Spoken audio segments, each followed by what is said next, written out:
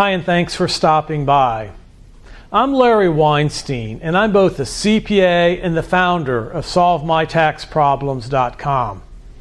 And in today's video, I wanted to answer the question, what is a Letter 1058?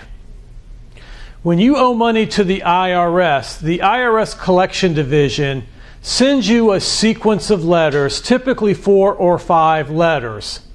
Each letter a little bit more threatening than the one before, demanding payment. The letter 1058 is the final letter in the sequence, the 5th letter in the sequence that the IRS sends to you. This letter is also known as the final notice of intent to levy. You might not have paid attention to some of the earlier letters, but Letter 1058, Final Notice of Intent to Levy, is a letter that you really need to pay close attention to. Because after the IRS sends you a copy of a Letter 1058, that gives you 30 days from the date of the letter.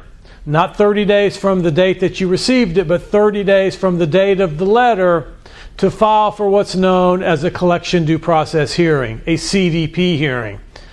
By timely filing for a collection due process hearing, you preserve your taxpayers' rights.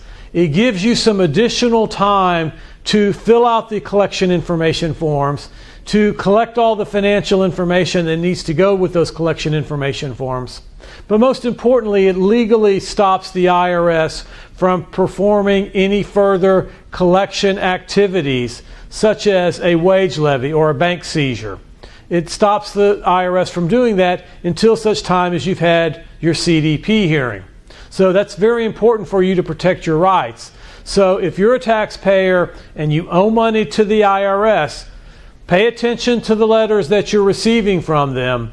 The final notice of intent to levy, also called a letter 1058, is a very important letter. You must be on the lookout for it.